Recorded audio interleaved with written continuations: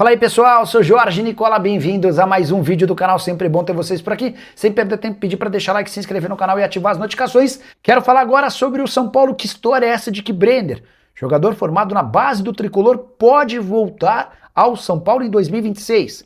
Meu amigo Alexandre Pretzel informou que São Paulo e Brenner têm negociações avançadas e que o acordo pode ser cravado a qualquer momento. O jogador, que pertence ao Udinese, esteve emprestado ao FC Cincinnati, temporada de 10 jogos, 6 gols e 1 assistência, esteve em campo muito pouco, mas quando jogou conseguiu marcar seus golzinhos. Jogador revelado no São Paulo e que na temporada de 2020, antes de ser vendido, disputou 44 jogos com 22 gols e 4 assistências, foi a melhor temporada da sua carreira. Negócio na oportunidade de 11 milhões e 800 mil euros com o FC Cincinnati, depois foi jogar na Europa, não conseguiu se firmar e tá meio que disponível no mercado, mas o São Paulo assegura que não há nenhuma possibilidade de contratação do Brenner. Jogador avaliado como caro e, mais do que isso, para uma posição onde o São Paulo terá 3 reforços caseiros. Caleri, André Silva e Jean Francisco voltam de lesões no joelho exatamente em 2026. Há outras prioridades maiores. Em relação a contratações, do São Paulo busca um lateral direito, busca um zagueiro e busca um camisa 10. Essas são as 3 novas necessidades depois da aquisição de Danielzinho, atleta titular absoluto e capitão do Mirassol. Só para completar sobre o São Paulo, registrar também que o Tricolor abriu 2 sindicâncias, uma interna e outra externa, para apurar toda aquela confusão, o escândalo da venda clandestina de camarotes e também de ingressos para shows.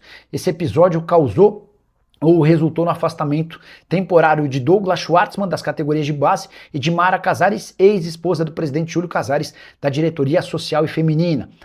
Tem mais uma importante. O São Paulo rescindiu nessa terça-feira o contrato com o nutrólogo Eduardo Rauen, que ganhava mais de 200 mil reais por mês e havia sido responsável pela indicação de canetas, daquelas canetas emagrecedoras.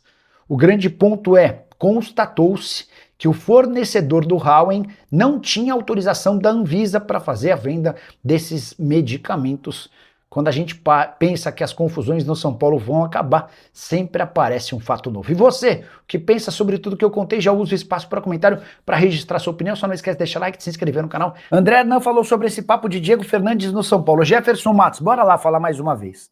O Diego Fernandes, aquele empresário que não tem aval para atuar como empresário, embora ele tenha participado da negociação que levou o Carlo Ancelotti para a CBF, ele há semanas tenta se promover às custas do São Paulo. E tem muita gente caindo no discurso dele. Ele havia prometido para esse dia 16 uma grande surpresa. E trata-se de o São Paulo Day. Ele quer formar um painel para debater o futuro do São Paulo. Só que, cara, tudo parte de um princípio que não existe. Ele garante estar buscando e já ter encontrado investidores dispostos a colocar dinheiro no São Paulo, mas o São Paulo não está vendo, o São Paulo não pode virar SAF, porque o estatuto não permite. É a mesma coisa que um corintiano, o Serginho Groisman, tá? Tô dando um exemplo. Serginho Groisman decide começar a ligar para empresários, investidores, gente com bastante dinheiro, para captar dinheiro. E ele coloca na cabeça dele que o Corinthians vai virar uma SAF e começa a buscar investidores. Mas para que o Corinthians para que o Corinthians possa ter dinheiro de investidor, o Corinthians precisaria virar uma SAF. E eu vou dizer mais, o projeto que o Diego Fernandes apresentou para alguns conselheiros do São Paulo foi ironizado, por se tratar de um projeto muito, muito simples, muito simplório, muito básico, enfim. Alan Santana, Danielzinho nunca jogou em time grande e vai ganhar 400 mil por mês no São Paulo. A informação que eu tenho é de que vai ganhar um pouco menos, embora o currículo dele não tenha participação em clubes grandes mesmo, tá? O Jefferson Matos, você acredita nessa diretoria de São Paulo? Não. Bastante gente não. Acho que a credibilidade da diretoria de São Paulo está em grande dúvida, é um grande, enorme ponto de interrogação. Nicola, Maílson no São Paulo terá chances no time titular ou será negociado? Tenho a impressão de que o Maílson não anda com muito moral. Tanto é que o São Paulo tem a busca por lateral como prioridade, tá bom? Gaston Ávila ainda pode vir? Está caminhando bem, tá? Então, a proposta do São Paulo havia sido de empréstimo, uma temporada de graça com metade dos salários pagos. Primeira resposta do Ajax foi de incômodo com essa história de dividir salários. Isso já havia acontecido durante a passagem do Gaston Ávila no Fortaleza. O Fortaleza pagava metade, 360 mil, o Ajax pagava outra metade, 360 mil, o jogador ganha 720 mil. O Ajax se incomodou um pouquinho com essa questão do salário e fez esse pedido de alteração para o São Paulo. São Paulo e Ajax estão negociando e a resposta que acaba de chegar está caminhando bem. Beleza? Tá bom? Então, eu já contei para vocês que a troca entre Botafogo e São Paulo não está descartada, os clubes seguem tentando um acordo, tem essa questão envolvendo o Gaston Ávila.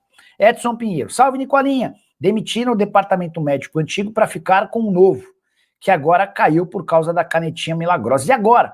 Não tem mais médico? Acho que se não tiver, é bom para o São Paulo, porque o departamento médico, o departamento de fisioterapia, de fisiologia, de nutricionismo e o departamento físico do São Paulo são departamentos que precisam de reestruturação e reformulação urgente. O São Paulo é um dos clubes que mais tem dificuldade em recuperar jogadores e é o clube que mais tem jogador machucado há 3, 4, 5 anos. O que o Edson está contando? Eduardo Rauen, que havia sido contratado pelo São Paulo, entre outras coisas, ele é um nutrólogo, para receitar a caneta emagrecedora. 2 jogadores do time principal se utilizaram dessa caneta emagrecedora por indicação do Eduardo Rauen, tá? Esse cara havia começado um trabalho nas categorias de base, confesso que até me surpreendeu essa história de caneta emagrecedora para jogador de base, mas isso também foi estendido ao principal.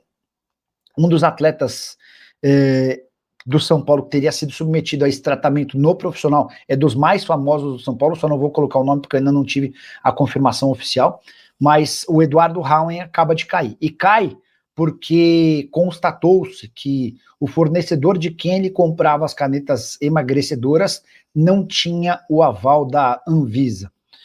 Cara, eu não lembro, se vocês lembrarem, vocês me escrevem, de o São Paulo passar por tantos problemas, polêmicas e escândalos numa sequência tão curta de tempo quanto recentemente.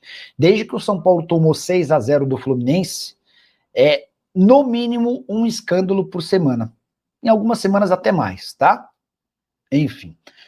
O Lucas Prado, a pergunta super importante. O São Paulo vai virar clube empresa? A resposta é não. Júlio Casares e seus pares até gostariam, mas dentro do Conselho Deliberativo não há nenhuma intenção de fazer isso, assim como no Corinthians, tá? Por quê? Porque quando você vira SAF, você não consegue, quando o clube vira SAF, os membros do Conselho Deliberativo passam a ser figuras absolutamente irrelevantes dentro da estrutura do clube, tá bom? Rodrigo Macedo Nicola, boa noite. Quem foi até agora o melhor presidente do São Paulo? Rodrigo de Jardim Marília, Itaquera. Cara, é difícil, né? Mas alguém super elogiado era o Marcelo Portugal Gouveia. Ele foi, inclusive, o primeiro presidente desse grupo que domina o São Paulo desde o início dos anos 2000. Marcelo Portugal Gouveia foi muito elogiado, foi o presidente que contratou o Lugano contra tudo e contra todos, e o Lugano acabou dando certo. Depois o Juvenal era diretor de futebol do Marcelo Portugal Gouveia, também deu super certo, né? Mas o Juvenal acabou perdendo a mão quando ele muda o estatuto do clube para concorrer, né?